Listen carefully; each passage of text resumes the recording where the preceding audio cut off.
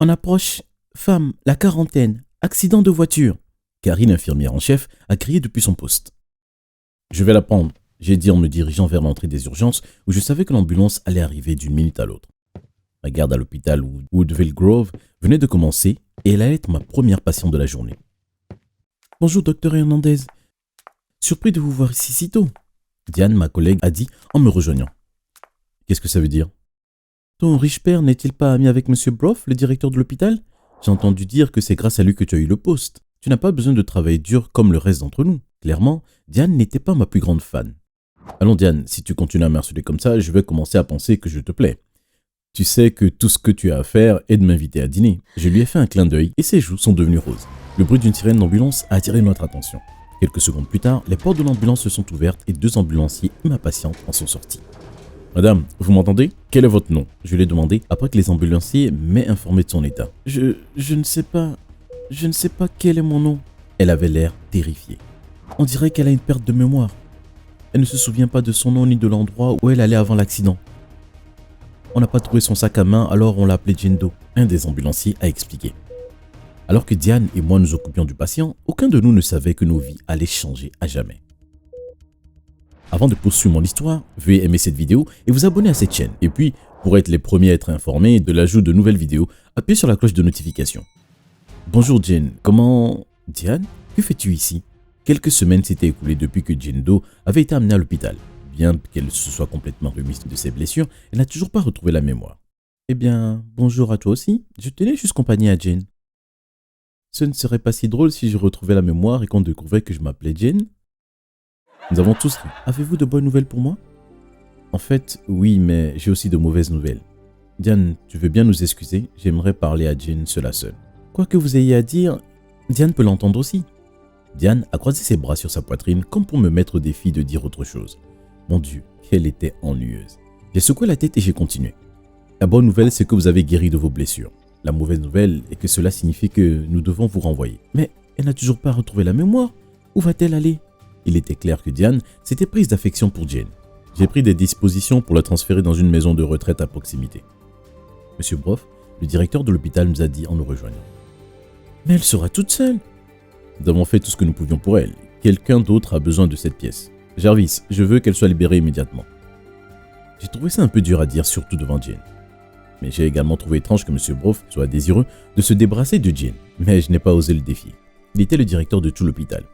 Vous savez ce que ça veut dire? C'était le patron de mon patron.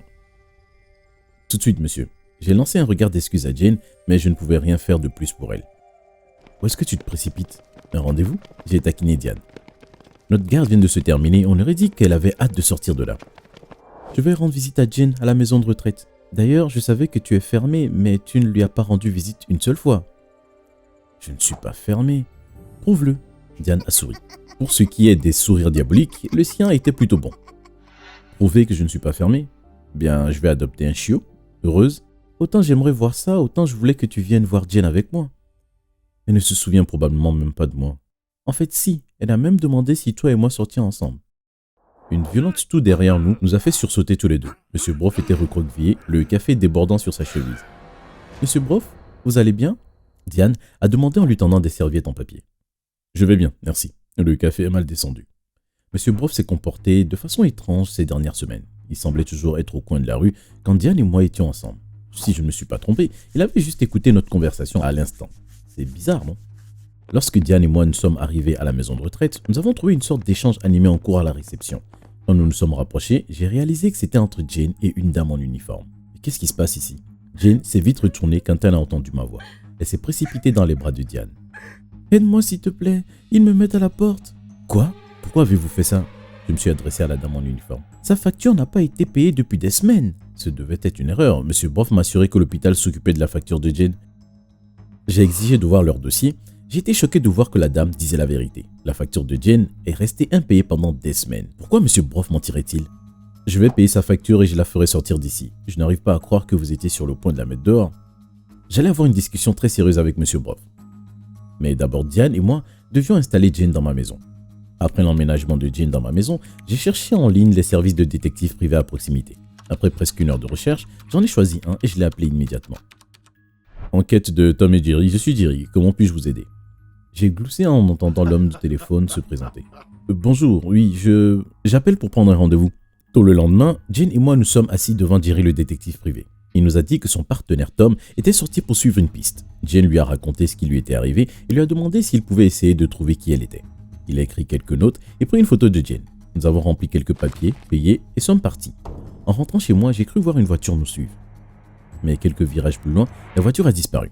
Quelques jours plus tard, je suis arrivé à l'hôpital et j'ai entendu M. Broff se disputer avec quelqu'un. Il vit avec elle, pour l'amour de Dieu. J'ai suivi sa voiture et je l'ai vu entrer dans le bureau d'un détective privé. Comment as-tu pu laisser faire ça?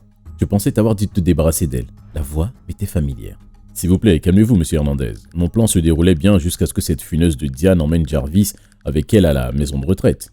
Monsieur Hernandez était mon père. Est-ce qu'il parlait de Jane?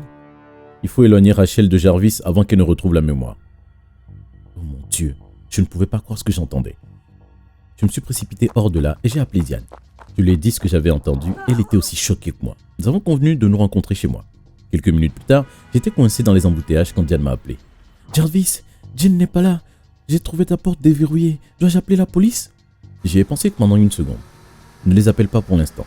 J'ai fait demi-tour et suis retourné à l'hôpital. Quand je suis arrivé, je suis allé directement au bureau de M. Broff. Je n'ai même pas pris la peine de frapper. Où est-elle? M. Broff n'a même pas levé les yeux de son bureau. Je n'ai aucune idée de ce dont tu parles. Jane, qu'avez-vous fait d'elle? Que cachez-vous, mon père et vous? Cela a attiré son attention et il s'est levé rapidement. Jarvis, tu dois baisser la voix. Dites-moi où elle est maintenant. Je vous ai entendu avec mon père tout à l'heure. Le nom de Jane est Rachel? M. Broff s'est enfoncé dans son siège et a tendu sa tête entre ses mains. Allez-y, parlez. Et si quelque chose lui arrive, je vous dénoncerai aux flics. Elle n'est pas en danger. Elle est en route pour l'aéroport. Quoi? Pourquoi? Comment a-t-elle pu partir sans me le dire? S'il te plaît, assieds-toi. M. Broff m'a tendu un vieux dossier médical poussiéreux. À qui est ce dossier médical? Ouvre-le. Le nom sur le dossier était Rachel Miller. Papa avait appelé Jane Rachel. Est-ce que ça pourrait être son dossier? Je ne comprends pas. L'inconnue est Rachel Miller. Il y a 23 ans, elle est arrivée dans cet hôpital enceinte. Avant de devenir le directeur de l'hôpital, j'étais l'obstétricien en chef. Ça veut dire qu'il aidait les femmes enceintes à donner naissance à leur bébé. Il est dit ici qu'elle a donné naissance à des jumeaux, un garçon et une fille, mais qui sont morts tous les deux? C'est ce que je lui ai dit.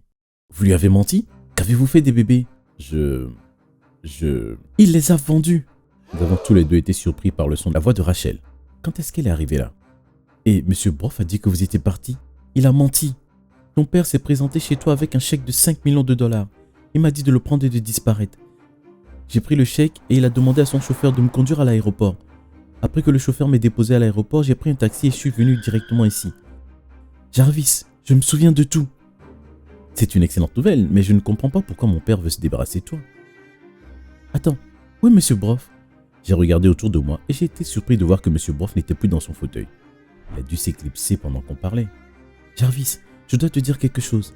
Rachel avait les larmes aux yeux. Qu'est-ce qui ne va pas? Les bébés que Broff a vendus. L'un d'entre eux était toi. Il t'a vendu à M. Hernandez. Tu es ma mère? Mon père m'a dit qu'il m'avait adopté après que ma mère soit morte à ma naissance. Il t'a menti. Quelques semaines avant de mourir, ta mère, Madame Hernandez, a engagé un détective privé pour me chercher. Elle a donné au détective une lettre dans laquelle elle avoue tout ce qu'elle, M. Broff et M. Hernandez ont fait. C'est ce que je venais te dire quand j'ai eu l'accident. Avez-vous déjà reçu des nouvelles si choquantes que vous pensiez que votre tête allait exploser? C'est ce qu'il se passait en écoutant Rachel. Toute ma vie, j'ai pensé que j'avais de la chance d'avoir des parents adoptifs si aimants. J'avais tort. Nous devons prévenir la police. Oui, mais Jarvis, tu dois savoir que si nous appelons la police, M. Hernandez sera arrêté aussi. J'y ai pensé pendant une minute. Est-ce que je le voulais vraiment? Mon père et ma mère avaient été des parents merveilleux, mais ils m'ont aussi volé moi et ma sœur jumelle à ma vraie mère. Que feriez-vous si vous étiez à ma place? Faites-moi savoir dans les commentaires. Même si je ne veux pas que mon père ait des problèmes, tu ne mérites pas ce qu'ils t'ont fait. Alors oui, allons à la police.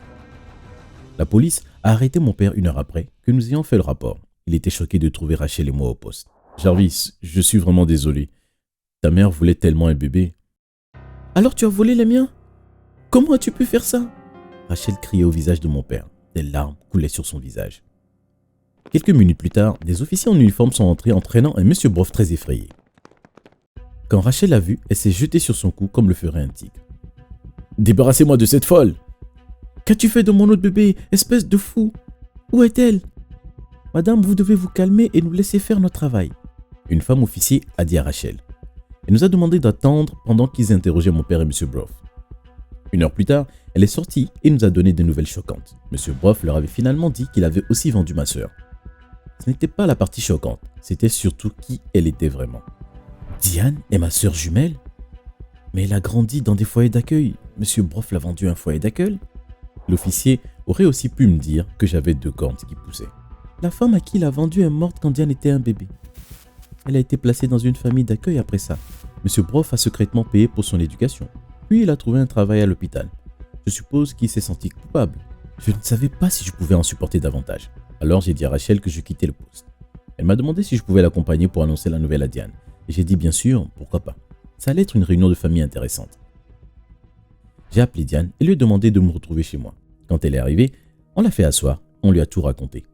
Rachel et Diane ont pleuré et se sont embrassés tant de fois. Moi aussi, j'ai senti des larmes me piquer le fond des yeux. Mais je me suis raclé la gorge et les ai repoussées. Il était hors de question que je pleure devant Diane. Je n'aurais jamais entendu la fin de cette histoire.